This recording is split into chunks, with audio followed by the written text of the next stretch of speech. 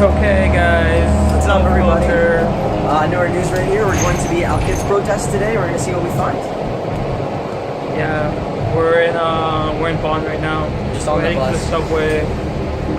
Check it out, guys.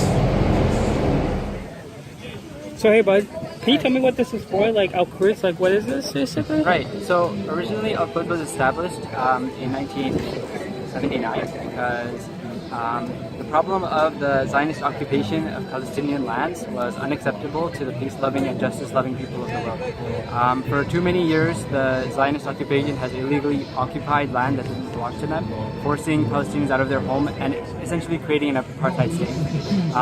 And the world at large was not doing anything to stop this injustice. So this day was created on the last Friday of the holy month of Ramadan in the Islamic calendar, where people would get together and stand up and make a stand, basically showing the world that we're not okay with what's going on. And ever since then, every year on the last Friday, and in some countries on Saturday because of the weekend, we gather, we stand up. Yeah, we gather, we stand up, and we show that we still are not satisfied with the status quo.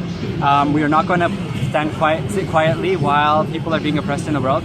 And it's not just the issue of Palestine anymore, although that is a major issue, but any oppressed people in the world, whether they're in Yemen or Pakistan or Syria or Iraq, or even in Western countries like the oppressed people of France, or even in the United States, we see those like racial divides and stuff. It's basically a day that we get together and we remember that there are people oppressed in the world, and we can't just sit quietly while this happens. Okay. So what do you think what's the solution to like end this conflict with Israel and Palestine? Well, we really need to raise awareness that there is this problem. There's too many people right now in our culture, especially in our communities, which are very okay with Israel doing what it's doing. Nobody's raising their voice to let the world know that this is a problem, that the Palestinians do have a side of the story as well, that people were displaced from their homes. We need to make sure that the message gets out.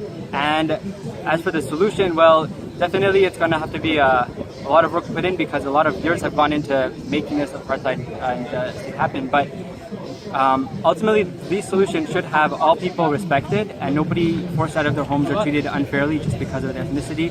And or definitely the rights of all people, especially original landowners, should be respected. Okay. So do you believe like there needs to be like a two-state solution? The problem with a lot of two-state solutions is that the part of the land that's going to the Israeli occupation is actually part that was originally part of Palestine, rightfully. So in order for a two-state solution to work, it has to involve like the willing consent of the Palestinians to give up land that originally did belong to them, which had been taken from them forcibly. So a two-state solution might be possible, but like given the a lot of the current proposals, maybe a lot of them are not the most equal division. Okay. And you're a student from U of T or? Not U of T, actually. I'm a student at Waterloo. Oh wow. I try to make the Toronto rally every year because this is a cause that I believe is important, that people are standing for. They don't have one like down in like Hamilton or like? No, people actually come from there to here. Wow. We're going to expect more people to come very soon. There's a bus coming. Oh, there's a bus coming. Yeah. Okay, cool. Well, do your thing, man. Thank you.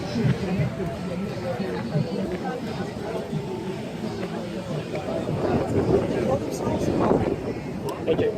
Oh, hey, how you doing? Good.